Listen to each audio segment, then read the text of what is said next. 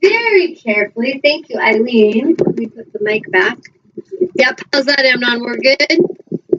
Yeah, but something is going on with the internet because the quality of the video is... I noticed when Eileen was talking, it's like her mouth was moving different than when she was talking. So that's something beyond control. We have a question. Okay. Thank you, Eileen, by the way, for sharing that. What's the question? Angie's saying, hi, Tanya. Who is it? Angie. Hi, Angie.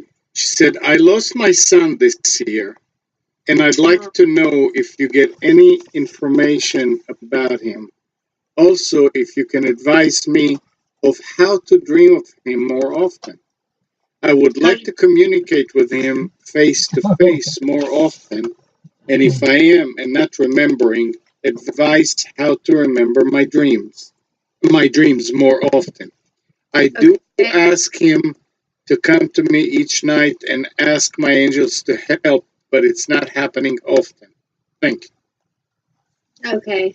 Well, right when you were saying that, I just felt like I wanted to cry. So empathically, I'm just feeling her heart. Like, are you feeling that? I think just like the loss, the feeling of loss there.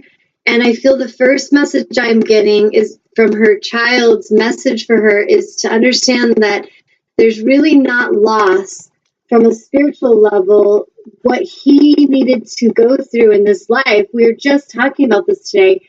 What he needed to experience was perfect for his soul level experience. And if you can see it from a more soul level and see that you're a soul, he's a soul, you made contracts, you had agreements of what you would go through together. He's coming. I feel this experience is really to help heal a deeper wound of abandonment inside of yourself and to help you to understand, like, this transition is to help you understand that nothing really ends. And I definitely would encourage you when you go to sleep at night, just thank your angels for opening you up to be receptive in your dream state.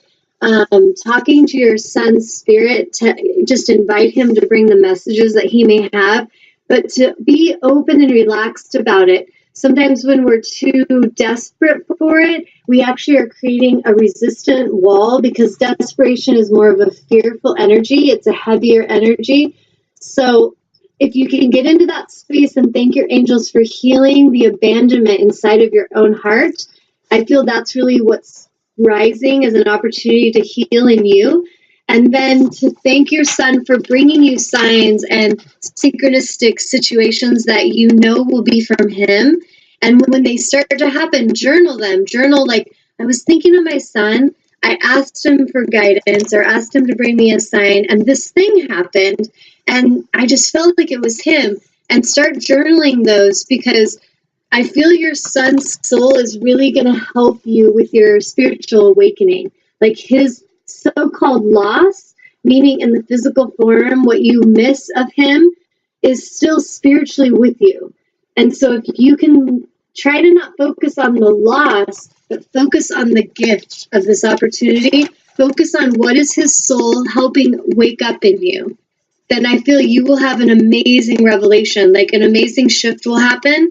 And absolutely, I feel he's with you, but he's not wanting you to suffer. I feel like these souls, when they pass, the main message I get all the time is that they want the ones living to live in joy and to really live in love. That's right. And so when we are in sadness and we're in lack or fear about their passing, it actually creates a disruption, and they don't want that for us. Like, they really want us to come into that alignment, because really where they are, they're seeing from a bigger place of alignment. They're seeing these choices, this situation, I manifested all of it because I wanted to learn something at a soul level.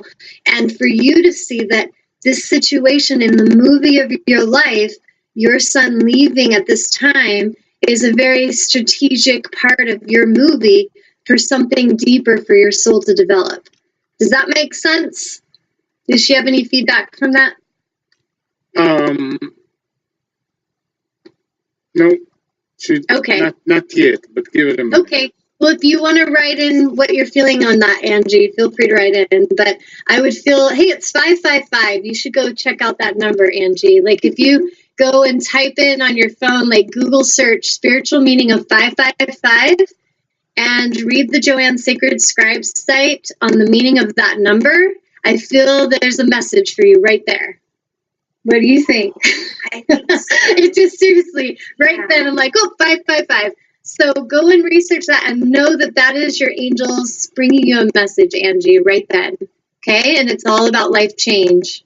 Yeah. Very symbolic, actually. Yes. That's a recurring number too. Yes. Right now. That's actually one of my favorite numbers. It's on my website, yeah. Tanya Angel 555. Changes. Because I'm all about change, powerful shifts, and Phoenix energy. Yeah. So is there any other questions or comments, Amnon? No, Since but we've got 5 minutes. but let me ask you my question. Okay. Since you started doing the show on Sunday, Mm-hmm. since we moved to Sunday, Yeah. a lot of people listen and then they're home. They're obviously not going out after that. And tomorrow morning is Monday. A lot of people go out to work. Yeah. And it's Monday. Like vibrational alignment of Monday. We got to change that. Okay, that's the question. So, how can people actually feel better about quote unquote Monday? Monday. Yeah. Basically, it's like, even listen to my voice, like, oh, it's Monday. If we're living our lives and we're not really honoring our true soul path, often we'll feel like that, because the weekend represents for a lot of our societal humans freedom, liberation from that enslavement that I've created. So if we think of our lives, Monday represents going back to prison, really question what you're creating. So whatever that may be, whatever kind of job, institution you work in, if you feel this doom and gloom to go there, the quickest way to get out of that place is love. And so start to really look at your life. Like I was saying, this is what I've created. I'm going to be honest and look out at it. But what is it I really want? If I'm working in a corporate job and I hate Mondays because I have to go back to that cubicle and I'd rather die, big picture, you're going to manifest sickness and things over the long haul if you still keep going there. But if your ego cannot understand that there's other ways to manifest money, it will tell you you have to go there. If you've gone to college to be a doctor, and now that you're a doctor, you don't feel like you're really honoring your soul's way of being a healer, maybe you need to go away from the ego saying, you put all that money in, you invested, you got to do this. And you need to honor the soul saying, we need to find a more free-flowing way. There's another way to still be a healer, but to also have integrity and to feel free and to feel liberated. So I feel like that Monday energy is a really more of a deeper representation of our misaligned lives. And for me, Monday is just like any other day. I never am like, oh, it's Monday. I don't even often know what day it is unless I really have appointments that I'm like, okay, Wednesday we have this appointment.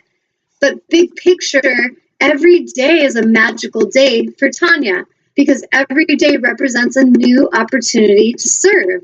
How may I serve today? It's Monday. How may I serve today? It's a Friday. Neither one really is better or worse than the other, because the life I'm living is so liberated, free, and empowered, and of integrity. I have completely created a life that I love, and I know I created it very consciously, and it's very beautiful and very fulfilling, and I don't feel I'm enslaved by anything. But in the past, there was times where I'd be like, oh, it's this day or that day, because I wasn't feeling in my power. I wasn't feeling like the life I had created was really a match to what I deserved and what I really desired. So like Eileen was saying, she went to college for a while and she really was overwhelmed, and the structure, the rigidness, the control. And there was probably days she woke up like, oh, it's Monday, because it's that heavy energy of I've got to go back and be the slave and go back and do everything robotically they tell me. And so whether we're a college student or we're a corporate worker or we're a housewife, if Monday feels like, it's time to really look into what that vibrationally is going on in you and how you can shift that. There's people like Ron works at a corporate job at WaferTech, and there are guys that complain every day when he's there about, oh, I have to work and I hate it. And Ron will be like, dude, you should be grateful you have a job.